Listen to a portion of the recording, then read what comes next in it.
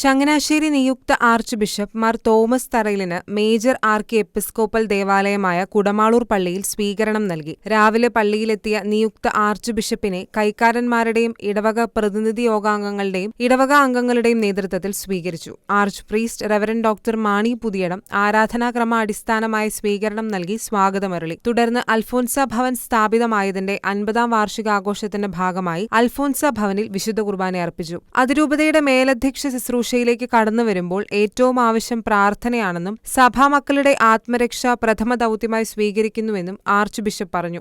നമ്മുടെ ഈ അതിരൂപതയുടെ മേലധ്യക്ഷ ശുശ്രൂഷയിലേക്ക് കടന്നു വരുമ്പോൾ ഏറ്റവും കൂടുതൽ നമുക്ക് ആവശ്യമായിട്ടുള്ളത് പ്രാർത്ഥനയാണ്.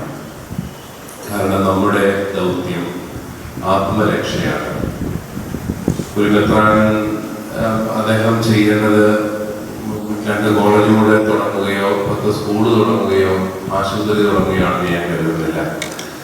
ജനത്തിന്റെ ആത്മരക്ഷയാണ് നമ്മുടെ എല്ലാവരുടെയും ലക്ഷ്യം. നമ്മൾ എന്തെല്ലാം ചെയ്താലും ആത്മാവ് നശിച്ചു പോയാൽ അതുകൊണ്ട് ഒരു കാര്യമില്ല. ആ മേഖലയിലാണ് ഞങ്ങളുടെ എല്ലാവരുടെയും പ്രധാനപ്പെട്ട ദൗത്യം. വൈദികരുടെയും സന്യസ്തരുടെയും എല്ലാം ഓരോ കാലഘട്ടത്തിലും ഓരോ വെല്ലുവിളിയാണ് സഭ നേരിട്ടുകൊണ്ടിരിക്കുന്നത്. പക്ഷെ ഏറ്റവും പ്രധാനപ്പെട്ട ഒരു വെല്ലുവിളി നമ്മുടെ വിശ്വാസത്യാഗം, വിശ്വാസമില്ലാതാകുന്നു എന്നുള്ളതാണ്. വിശ്വാസം കുറയാതെ സൂക്ഷിച്ചാൽ ഏത് വെല്ലുവിളികളെയും നമുക്ക് നേരിടാനായിട്ട് സാധിക്കും. ദൈവത്തിൽ ആഴമായ വിശ്വാസം ഉണ്ടെങ്കിൽ.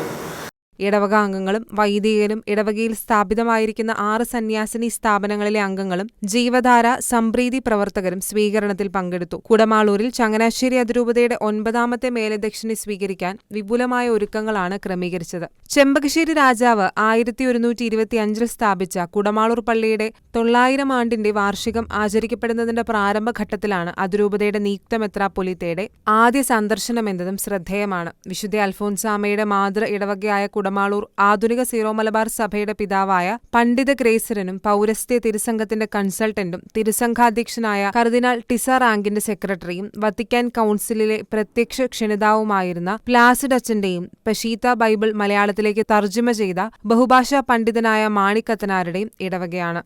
Church desk, ഷിക്കിന news.